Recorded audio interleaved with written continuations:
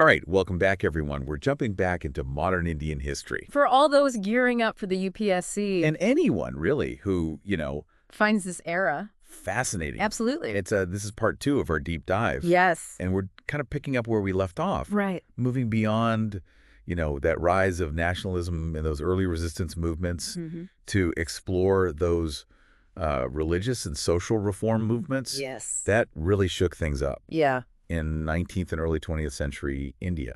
What's so fascinating about this period is that it wasn't just about, outright rebellion against the British. Right. It was also about Indians kind of re-examining their own beliefs and societal structures. So, imagine the context. Okay. We've got British colonialism imposing its will. Of course. We've got existing social hierarchies. And then we have this range of religious practices that were being questioned and challenged. So it was like a real... A response. Yeah. Almost a search for identity amidst all of this upheaval. So it wasn't just this us versus them, but also this who are the in this new reality? Exactly. And the answers were so diverse. Okay. Some movements, they sought reform within existing religions, like purifying practices to reclaim their essence. Okay. While others, they directly challenged both colonial power and these internal inequalities. Oh, wow. So it's a very complex tapestry, but let's start with the Deoband movement. Okay. A powerful force that really emerges in the late 19th century. All right. So picture a small town, Yeah. Deoband, in Uttar Pradesh, where in 1866, the Darul Uloom Deoband was founded. Okay. This became like the heart of the movement. Deoband. Now, didn't we talk about the Aligarh movement in our previous deep dive? Yes. Were they happening around the same time? Yes, and that's a great point you bring up Right. because it highlights these contrasting approaches within, Indian Islam at the time. Right. So you have the Aligarh movement championed by Sir Syed Ahmed Khan advocating for embracing Western education and engaging with the British. Yeah. And the Deoband movement went in a completely different direction. So while Aligarh was saying, let's learn from the West, Deoband was looking Inward. east. Precisely. Their mission was to purify Islamic practices. Okay. Returning to the Quran and Hadith as those core sources. Got it. Figures like Muhammad Qasim Nanotavi and Rashid Ahmed Gangohi. Okay. They believed that the Muslim community needed to strengthen its religious foundations to withstand the pressures of colonialism. And they emphasized traditional Islamic learning over Western education. Okay, so I'm trying to understand this. Like, wouldn't learning from, The colonizers' systems give them an advantage? That's the interesting part. Okay. The Deoband scholars believe that progress lay in revitalizing their own religious and cultural identity. So it's not about rejecting modernity. Right. But it's about Grounding themselves. grounding. In their own traditions first. I see. Now, it's important to note that over time, Okay. their stance on the nationalist movement evolved. Right. Leaders like Mahmud al-Hassan, they began to see the fight against British rule as an extension of their Islamic duty. So even though they were initially focused on internal reform, they ended up playing a role in the broader Struggle for independence. struggle. Yeah. Yes, because they came to see British rule as this threat to their faith and way of life. Okay. And this pushed them to join forces with other nationalist groups, Wow. demonstrating how a movement initially focused on, religious purification could be propelled into the political arena. That's fascinating. It is. It shows how these movements weren't happening in isolation. Right. They were all part of this larger... Push for change. Yeah. Exactly. Now, shifting gears a bit Okay. to another significant movement, the Barelvi movement. Okay. This one takes us to Bengal, Right. where Mir Nithar Ali, also known as Titu Mir, emerged as a key leader. Okay. Now, he was a disciple of Syed Ahmed Barelvi, the founder of the Wahhabi movement, Okay. which advocated for a much stricter interpretation of Islam. So like the Deoband movement, the Barelvis were also focused on religious purification? Yes, but with a crucial difference. Okay. While the Deoband movement primarily focused on internal reforms within the Muslim community, the Barelvis took a much more confrontational approach, Okay. directly challenging those existing power structures in Bengal, Interesting. including Hindu landlords and British indigo planters. So they weren't just about religious purity. They Right. were taking on, The establishment. the establishment head on. Precisely. Titu Mian saw both the landlords and the British planters as these exploiters who were oppressing the Muslim peasantry. And he believed that establishing a just Islamic society required challenging these forces directly. I see. And this, of course, led to conflict with both Hindu landlords and British authorities. It seems like Titu Mian and his followers. They were willing to put everything on the line. Absolutely. For their belief. Absolutely. The British, naturally, they tried to paint them as these violent militants. Right. But it's worth noting that the historical record actually shows limited armed confrontations with the police. Oh, really? Mainly occurring towards the very end of Titu Mian's life. Interesting. So this kind of raises the question. Okay. How much of what we know about historical movements is shaped by the perspective of those in power? That's a great point. It is. It seems like we always need to be asking ourselves, whose story is this? Yes. Now, you mentioned confrontations with landlords. Right. And that brings to mind another movement, the Faraizi movement. Yeah. Were they also challenging those power structures? Absolutely. The Faraizi movement, founded in 1818 in East Bengal by Haji Shariatullah, was deeply concerned with purifying Islamic practices and guiding Muslims back to their, religious duties. Right. But under the leadership of Dudu Mian, Haji Shariatullah's son. The movement took on a more, I guess you could say, revolutionary character. They weren't just about religious purification, but also about social justice. So we're seeing this theme of religious revivalism intersecting with the fight against economic exploitation. Yeah, exactly. The Faraizis, much like the Barelvis, targeted both Hindu landlords and British indigo planters, seeing them as this root cause of the suffering of the Muslim peasantry. I see. Their struggle against landlords and indigo planters was really a way to establish a more just and equitable society rooted in those Islamic principles. It's interesting how these movements, while focused on religious purity, also became vehicles for social change. Social change and resistance against repression. Repression. It speaks to the complex reality of this period. Yeah. Now let's move to a movement that took a somewhat different approach. Okay. The Theosophical movement. Right. It was founded in 1875 in New York City by Helena Petrovna Blavatsky and Henry Steele Olcott, but eventually found its way to India, establishing its headquarters in Adyar near Madras. New York to Madras. Quite a journey. That's quite a journey. What were they all about?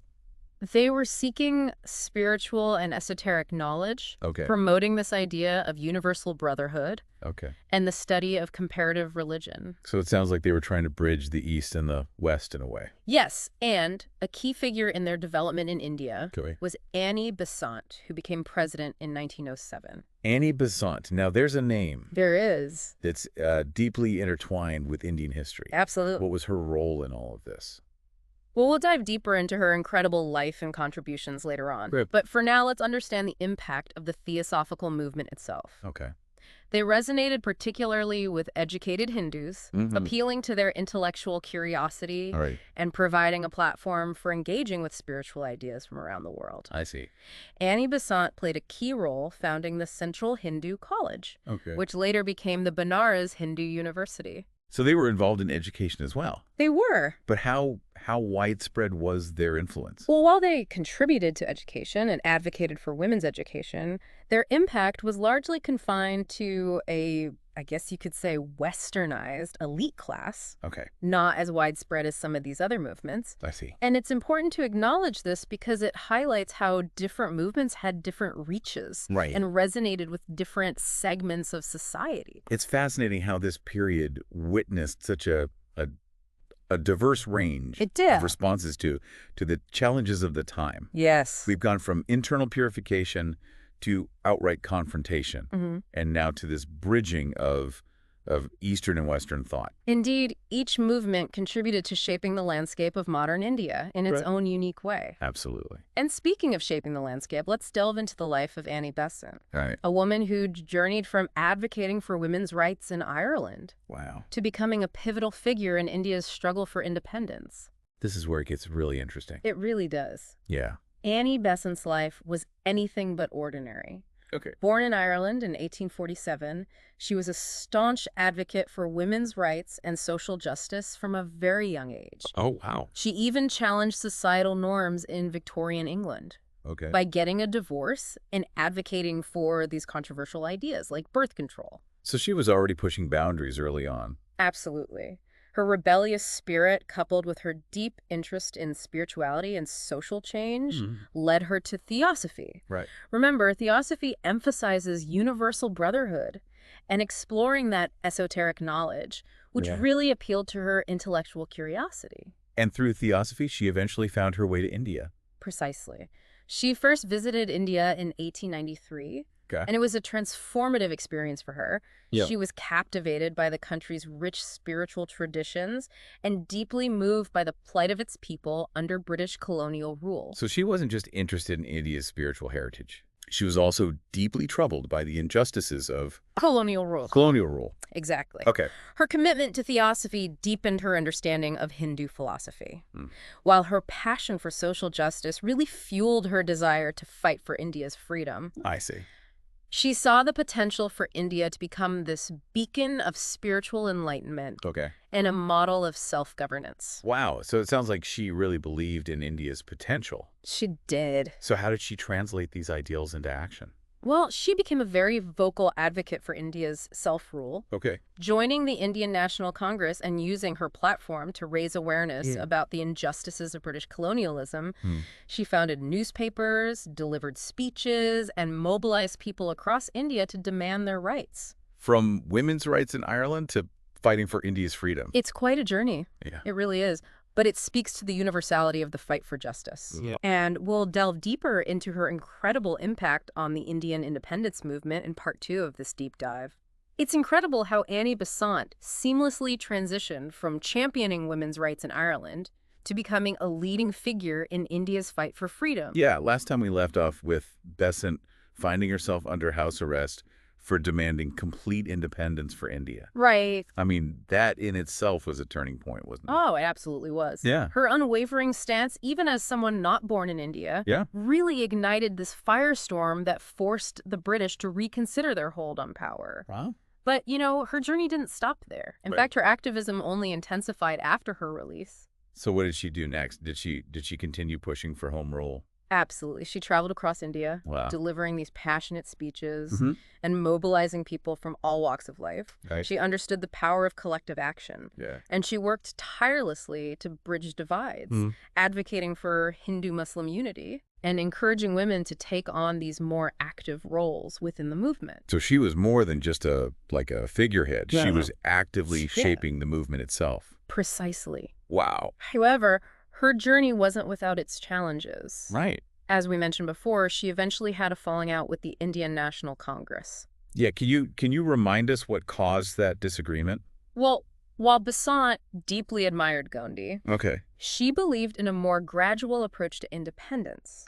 She advocated for working within the existing system to achieve constitutional reforms, feeling that Gandhi's call for complete non-cooperation was too radical and could potentially backfire. So it was a clash of ideologies, even within the fight for freedom. Exactly. And it's crucial to remember that the Indian independence movement wasn't monolithic. Right. There were diverse viewpoints and approaches. That makes sense. And these sometimes led to friction. Yeah, even with a shared goal, people can have different ideas about how to get there. But despite this disagreement, I imagine Besant remained dedicated to India's progress. Oh, absolutely. She continued advocating for education, social reform, and women's empowerment throughout her life. She established schools, wrote extensively on various topics, and mentored countless young Indians who would later shape the nation's future. So her legacy extends far beyond just her involvement in the independence movement. Absolutely. It's incredible to think about the impact she had on so many different levels. It is. Okay, now let's shift gears a bit. Right. And revisit the Deoband movement. Okay. You mentioned earlier that they took a different trajectory compared to other movements we've discussed. Yes, and to really grasp their unique evolution, it's important to remember the context of 19th century India. The Muslim community was grappling with these feelings of decline and marginalization under British rule. So they were trying to, find their footing amidst this upheaval. Precisely. The Deoband movement, with its focus on returning to the fundamentals of Islam, offered this framework for religious and cultural renewal.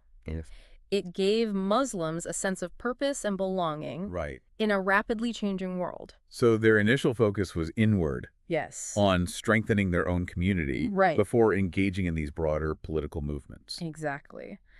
Their primary concern was revitalizing Islamic practice and education. They established this network of schools and seminaries, emphasizing traditional Islamic learning, shaping this distinct Islamic identity rooted in their own traditions. But then how did they transition from this inward focus to actively participating in the fight for independence? Well, as the nationalist movement gained momentum, Deoband leaders began to see British rule as a threat to their religious freedom and cultural identity.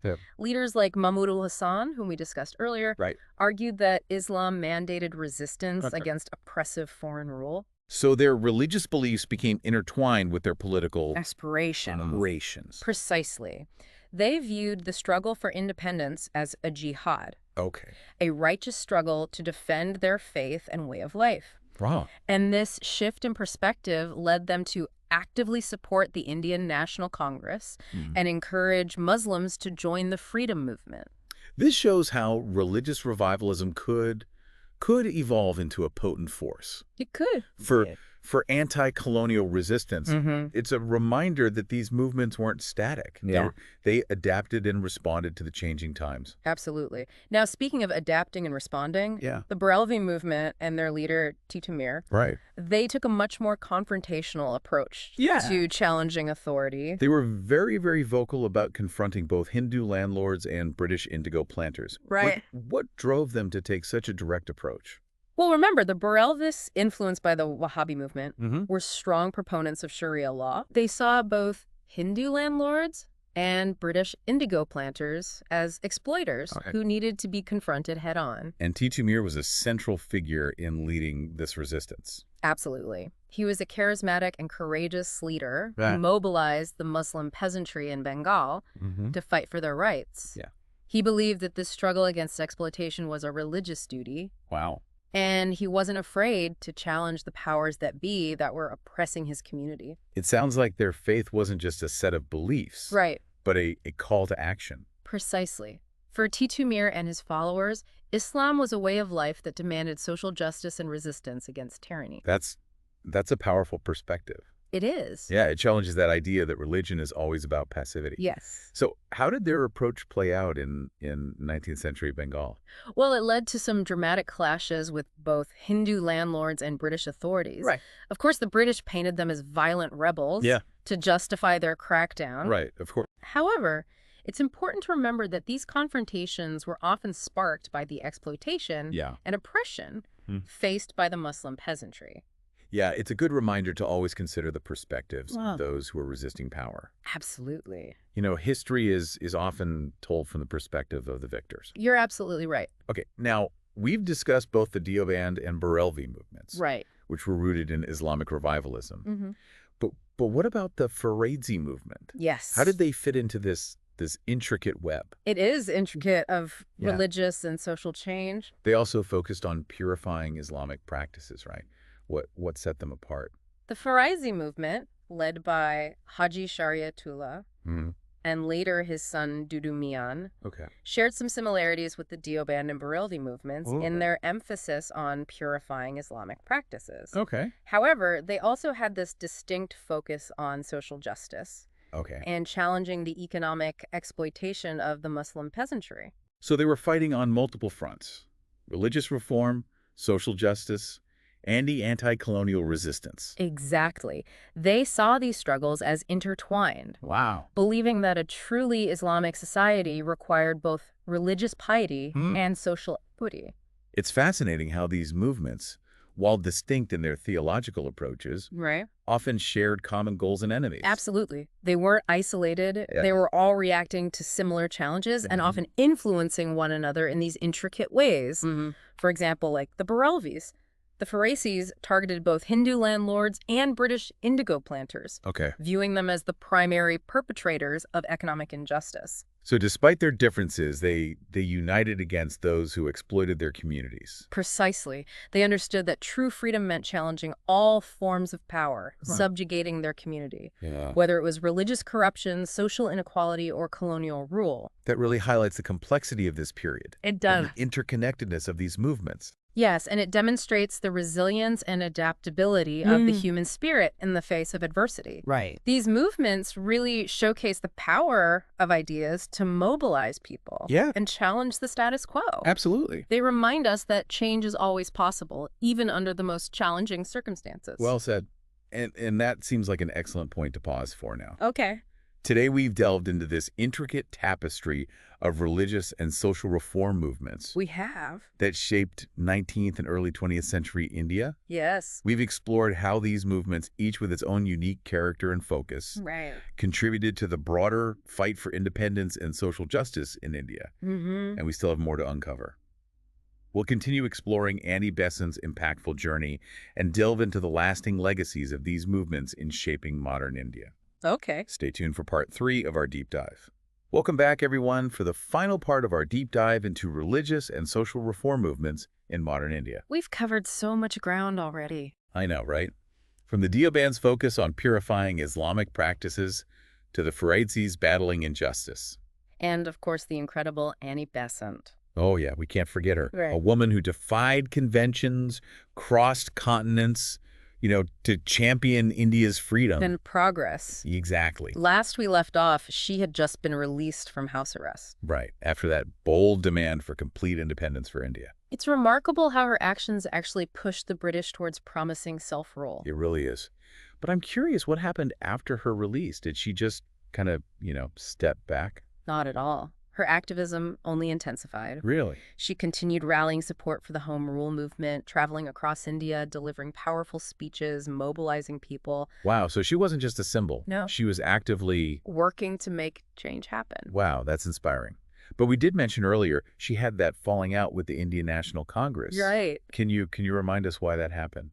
Yes, it was mainly due to her differing views on Gandhi's non-cooperation movement. Right.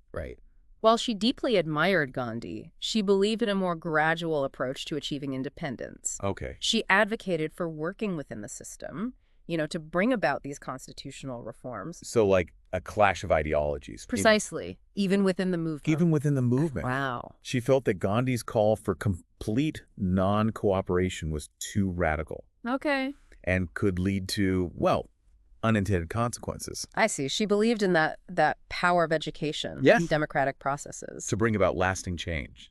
So even though she disagreed with Gandhi's approach, she still remained dedicated to India's progress. Absolutely. Throughout her life, she championed education, social reform, and women's empowerment. She founded schools, wrote extensively, and mentored countless young Indians who would later shape the nation. Her legacy is huge. It extends far beyond her role in the independence movement. Yeah, she sounds like an incredible individual, a real trailblazer. She was. It's amazing how much one person can achieve. It really is, and it's a reminder that the pursuit of justice and freedom, it transcends borders and time periods. Well said. So, as we wrap up this deep dive into modern Indian history, what key takeaways should we remember? I think it's crucial to appreciate the sheer diversity of these movements. Okay. From religious reforms to social justice to political independence, they represent a multifaceted response to the challenges of colonialism and modernity. And they weren't isolated incidents, right? Not at all. They interconnected, influencing and shaping one another in these complex ways. It's like a tapestry, each thread adding to the richness, the complexity of the whole. Precisely. We've seen how religious revivalism could inspire anti-colonial resistance, how social reform movements fueled political activism. Yes. And individuals like Annie Besant, they could bridge divides, unite people from all walks of life. Absolutely. It's a reminder that history isn't just about memorizing dates and events. No. It's about understanding these interconnected ideas, motivations, actions. Absolutely. And for those preparing for the UPSC exams, understanding these nuances is key. Of course. By delving deeper, we gain a richer understanding of how India became the nation it is today. This has been incredible, exploring this pivotal period in Indian history. It has. We've explored how these diverse responses to British colonialism, from religious reforms to social justice movements, ultimately it paved the way for a modern India. It did, and it's a reminder that the fight for freedom and justice, it's an ongoing process. Right. It requires courage, compassion, and an unwavering commitment to building a better world. Couldn't have said it better myself. Thank you so much for joining us. It's been a pleasure. On this deep dive. Absolutely. We hope you found it insightful and engaging. I hope so, too. And if you did, don't forget to like and subscribe for more explorations of fascinating historical topics. Yes, please do. Until next time, keep those history books handy. Keep learning. And stay curious.